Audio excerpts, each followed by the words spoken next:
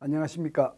한국군사문제연구원에서 핵안보연구실장을 맡고 있는 김태우 박사입니다. 김태우의 안보 정론 시간 시작하겠습니다. 오늘은 중동 사태의 교훈이라는 제목으로 말씀을 드리려고 합니다. 하마스 전사들이 이스라엘을 기습 공격해서 1200명의 이스라엘 군인과 민간인을 죽이고 그리고 251명을 납치해 간 사건 기억하시죠? 2023년 10월 7일 알악사 홍수작전이라는 하마스의 대이스라엘 작전이었습니다. 그 사건 이후 실로 중동에는 많은 일들이 벌어졌습니다. 많은 분쟁이 일어났고 곳곳에 불길이 치솟아 올랐습니다. 그리고 그 잔불과 속불은 아직도 타고 있습니다. 그런데 이 중동 사태가 한국의 안보와 관련해서 시사하는 바가 너무나 엄중하기 때문에 오늘은 중동 사태와 그 교훈이라는 제목으로 말씀을 드리려고 합니다. 사실 중동에서 여러 가지 분쟁이 있었지만 대부분 그 중심에는 이스라엘이 있었습니다. 이스라엘과 가자에 있는 하마스 간의 전쟁이 있었고요. 또 이스라엘과 요르단강 서안지구에 있는 하마스와도 충돌이 있었고, 또 이스라엘과 레바논 헤즈볼라 간의 분쟁, 또 이스라엘과 시리아 헤즈볼라 간의 충돌, 이스라엘과 후티, 예멘에 있는 후티 반군과의 충돌, 또 이스라엘과 이라크 안에 있던 친이란 민병대 간의 충돌, 그리고 이스라엘과 이란이 미사일 교전을 두 차례 벌린 적도 있습니다. 그리고는 시리아 내전도 있었습니다. 실로 많은 분쟁이 다양하게 곳곳에서 발생을 했는데요. 전체적인 그림으로 보면 이란발 중동 대전이다, 저는 이렇게 부르고 싶습니다. 왜냐하면 이 모든 분쟁들이 사실은 그 출발점이 이란이기 때문입니다. 또 그리고 큰 그림에서 보면 지역적으로 인구, 국토 모든 면에서 지극히 불리한 이스라엘이 선전하고 분투하는 모습이 참 인상적이었고요. 이란이 운명을 걸고 구축했던 저항의 축, 시아파의 초승달이라고도 하죠. 이것이 무너져가는 모습, 이것도 참 저한테는 인상적이었습니다. 시리아 내전에서는 인간 도살자라고 불리던 알-아사드 대통령이 패망하고 러시아로 도망가는 이런 사실, 이런 현장도 참으로 인상 깊었습니다. 또 하나 인상 깊은 것은요, 이 중동 사태에 깊숙이 개입하고 있는 튀르키예, 이 튀르키예가 유럽 국가로 남을 것인가, 아니면 이슬람 국가로 정체성을 바꾸어서 살아갈 것인가, 아마 그 기로에 서 있는 것 같습니다. 이런 것들이 바로 지난 2023년 이후 지금 중동에서 벌어졌고 벌어지고 있는 일들입니다. 제가 하나씩 간단히 좀 첨언을 해보겠습니다. 가자 지구에 하마스가 이스라엘을 테러 공격함으로써 시작된 이 가자 전쟁. 이 전쟁은 사실 이스라엘의 완성으로 끝났죠. 하마스는 애초부터 상대가 되지 않았습니다. 하마스는 15만 명 가까운 사상자를 내고 가자 지구의 모든 건물, 대부분의 건물들이 다 파괴되는 그야말로 초토화되는 이런 패전을 맞았죠. 어떻게 보면 배후에 있는 이란을 믿고 전쟁을 시작했다가 아주 혼이 난 이런 전쟁이었다, 이렇게 볼 수 있습니다. 이스라엘과 이 요르단 서안지구 하마스 간의 충돌은 그렇게 큰 본격적인 충돌은 아니었습니다만은 여기서도 이스라엘은 하마스를 철저히 응징하고 때려부수는 그런 완성을 거두었습니다. 이스라엘과 레바논 헤즈볼라, 사실 이 헤즈볼라는 시아파이고요. 하마스는 수니파이기 때문에 수니파와 시아파는 사실 또 불구대천의 원수지간이기도 하죠. 그러나 같은 이슬람으로서 이스라엘을 파괴하는 데는 협력을 한 것이죠. 그래서 가자 지구 전쟁이 시작되었을 때 레바논에 있는 헤즈볼라, 이 헤즈볼라는 가자와 하마스보다는 군사력과 경제력에서 10배 정도 더 강력한 것으로 알려져 있었습니다. 이 헤즈볼라가 참전을 한 것이죠.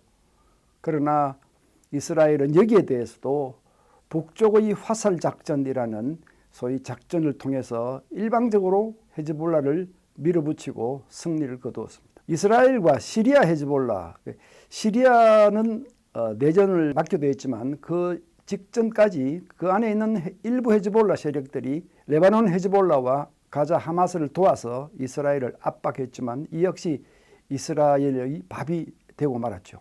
이 예멘의 이 소위 알자베기 땅 왼쪽 편을 장악하고 있는 이 후티 반군, 이 사람들은 시아파의 한 종파라고 볼 수 있죠. 이 사람들도 역시 이란이 자금과 무기를 대주고 훈련을 시켜준 그런 반군입니다. 이 후티가 이 홍해 이 소위 해역을 장악하기 위해서 통행을 방해하고 미사일을 발사하고 지나가는 선박들을 공격하고 이스라엘에 대해서 미사일도 쏘고 뭐 이렇게 했습니다만은 역시 이스라엘의 상대가 되지 못했고 어떻게 보면 이스라엘이 본격적으로 대응하지 않은 아직 어떻게 보면 손을 앞으로 봐 주어야 될 그런 상대라고도 볼 수 있습니다. 그리고 이스라엘과 이라크 간에는 사실상 본격적인 충돌이 없었지만 이라크 안에 있는 소위 친이란 민병대 얘네들도 이스라엘을 압박했지만 역시 이스라엘이 꿈쩍하지 않았습니다. 그리고 이제 참 재미있었던 것은 배후에서 하마스, 헤즈볼라, 후티 반군 이런 소위 대리 세력들을 무장시키고 훈련시키고 무기를 제공하고 또 자금을 제공했던 이 이란이 결국은 이스라엘과 한판 붙은 것이죠. 이 헤즈볼라 간부들이 테헤란을 방문하고 또 이스라엘이 정보전을 통해서 간부들을 암살하고 이 과정에서 결국 미사일을 서로 교전을 했습니다마는 결과적으로 이스라엘은 큰 상처를 입지 않았고 이란은 큰 상처를 입었습니다. 시리아 내전, 이건 참 또 하나의 이번 그 중동 사태 중에서 또 하나의 볼거리를 제공한, 그리고 우리에게는 많은 교훈을 제공한 그런 또 하나의 불길이었습니다. 그래서 지금부터는 시리아 내전을 잠깐 살펴보도록 하겠습니다. 시리아 내전이 시작된 것은 2010년 튀니지의 제스민 혁명이었습니다. 여러분 잘 아시죠? 노점상을 하던 청년이 정부의 심한 단속에 반발해서 분신 자살을 하고 그것이 이 중동 전역의 민주화 발언을 불러일으켰죠. 그렇게 해서 뭐 이집트 또 튀니지는 물론이고요. 이집트, 리비아 이런 곳에다 정권이 바뀌었고 내전이 발발하고 이랬죠. 결국 시리아에서도 그 여파로 2011년부터 내전이 이제 시작을 했는데, 그런데 사실 반군들이 만만치 않았어요. 시리아 안에 다양한 반군들이 있습니다만은 큰 세력으로 따지면 뭐 세 개라고 볼 수 있죠. 소위 극단주의 이슬람 출신이라고 할 수 있는 알사드가 지휘하는 HTS, 뭐 이게 이제 시리아 해방기구라고 불립니다. 뭐 이런 반군이 있고, 또 하나는 역시 이슬람 반군인 시리아 국민군 SNA입니다. 시리아 내셔널 아미라고 불리죠. 이런 반군 세력이 있고, 또 하나는 쿠르드 반군이 있습니다. 시리아 민주군이라고 불리죠. SDF라고 부릅니다. 시리아 데모크라틱 포시스라고 부르는데, 이런 그 반군들이 연합을 해서 소위 알 아사드 독재 정권을 몰아내기 위해서 연합을 한 것이죠. 만만치 않았습니다. 이 반군들의 세력이. 그러나 이 알 아사드 대통령, 아버지를 이어받아서 대대로 독재를 해왔고 54년 동안 시리아에서 소위 인간 도살자로 불릴 만큼 지독한 독재를 했던 통치자였습니다. 시리아 정부군은 러시아와 이란의 강력한 지원을 받았습니다. 심지어 러시아는 공군기를 보내서 반군들을 폭격하는 직접 개입을 해서 정부군을 지원했죠. 그 결과 2015년에는 정부군이 거의 다 평정을 하다시피 했습니다. 리비아 국토의 대부분을 다 평정을 하다시피 했습니다. 그랬던 시리아 정부군인데요. 2024년에 완전히 세상이 바뀌었죠. 2024년에 어떤 전쟁이 있었는지 여러분 기억하시지 않습니까? 제가 앞서 말씀드린 중동 자체에서도 전쟁이 계속되었지만 우크라이나 전쟁이 2022년부터 시작돼서 활활 불타고 있었습니다. 그래서 러시아는 우크라이나 전쟁에 매달려서 정신이 없었고, 이란은 이스라엘과의 대결에서 발목이 잡혀서 정신이 없었습니다. 그래서 이 시리아 정부군을 돕던 강력한 돌봄 선생이라고 할 수 있는 러시아와 이란이 손을 놓은 틈을 타서 반군들이 다시 대공세를 시작했고, 그것이 이제 바로 작년 11월 27일인데요. 공격을 개시한 지 열 하루 만에 수도 다마스쿠스까지 공격해서 점령함으로써 사실 리비아 내전이 종식된 겁니다. 점령되기 직전에 알-아사드 대통령은 이란에 급히 SOS를 쳤습니다. 그러나 이란이 이스라엘과 대치를 하고 대결을 하고 있던 중이라서 아무것도 할 수가 없었고, 결국 알-아사드 대통령은 비행기를 타고 야반 도주하듯이 모스크바 바로 도주하고 말았던 것이죠. 그런데 이제 이 시리아 내전이 우리에게 의미하는 바가 굉장히 많습니다. 알-아사드 시리아 대통령, 그러니까 이제 몰락한 대통령이죠. 그다음에 이란의 이 호메이니 종교 지도자, 그다음에 러시아의 푸틴, 이런 사람들이 사실 패자입니다. 알-아사드 대통령은 정권을 빼앗기고 타국으로 망명 갔으니까 뭐 당연히 잃어버린 패전국이고요. 그다음에 이제 이란은 사실 그동안 시리아에 굉장히 많은 것을 투자했습니다. 시리아의 알-아사드 독재 정권을 도우면서 시아파를 계속 정권을 잡도록 도와주었고, 알-아사드는 그 알라위파라고 하는 종파인데 이 역시 시아파의 한 종파라고 볼 수 있습니다.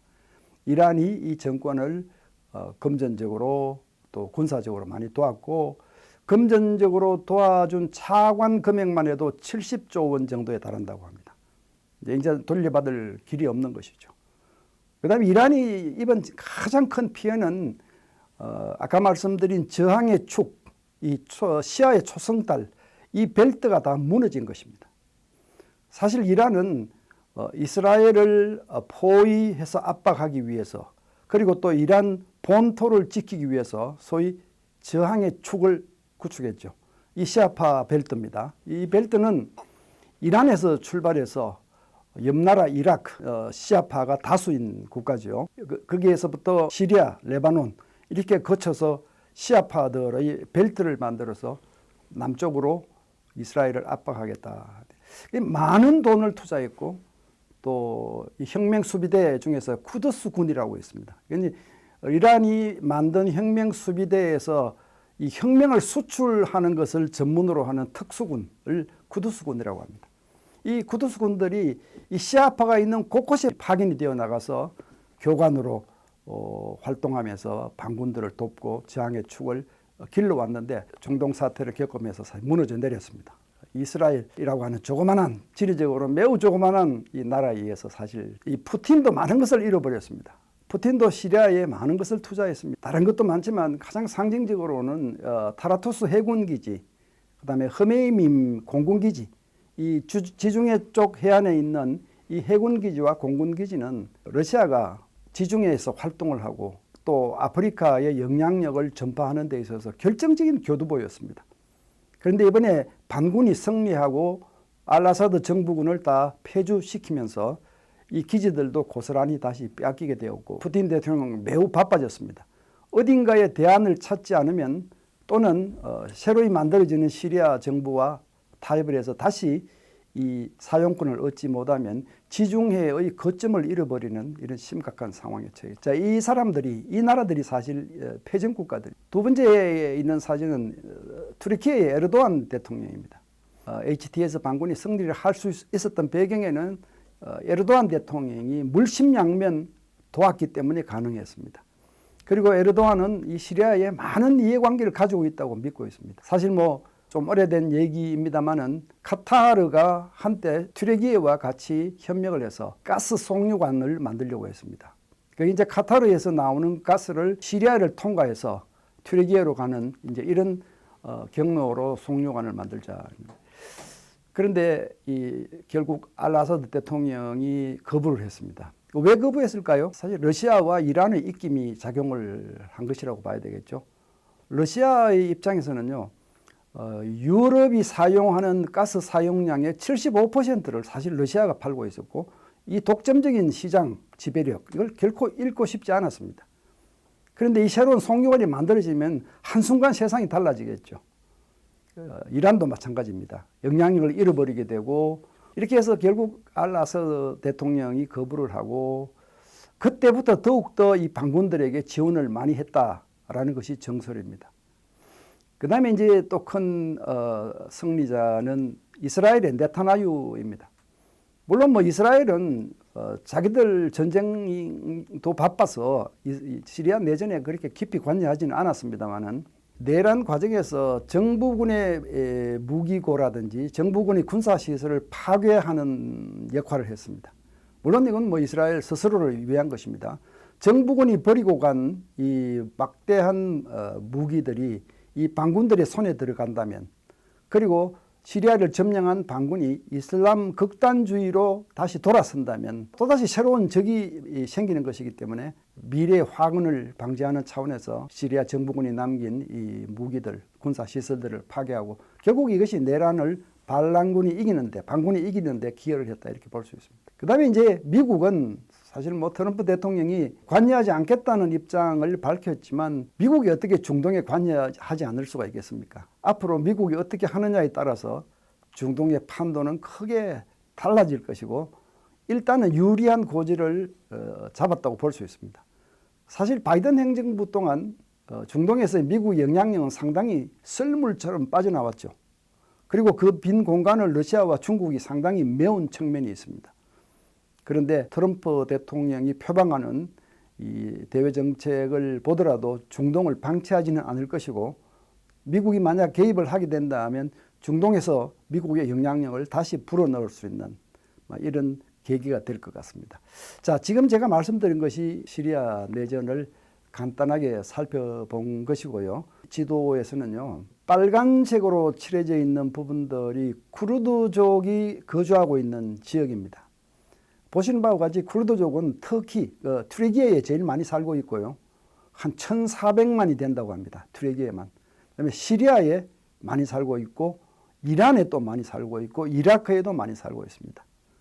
그래서 이 인구가 3천만에서 4천만에 이른다고 합니다. 이 쿠르드족 인구가. 그런데 나라가 없습니다. 각기 흩어져서 다른 나라 국적을 가지고 살고 있는데 저렇게 나라 없이 다른 나라에 흩어져 살고 있는 쿠르드족이 얼마나 많은 눈물을 흘렸을까. 이번 중동 사태를 바라보는 또 하나의 재미있는 쟁점이 될 것 같습니다. 지금까지 말씀드린 것은 2023년 10월 7일 이후 지금까지 벌어지고 있는 중동 사태를 개관해 본 것인데요. 이건 뭐 여러분도 신문이나 또 다른 글들을 통해서 많이 알고 계실 겁니다.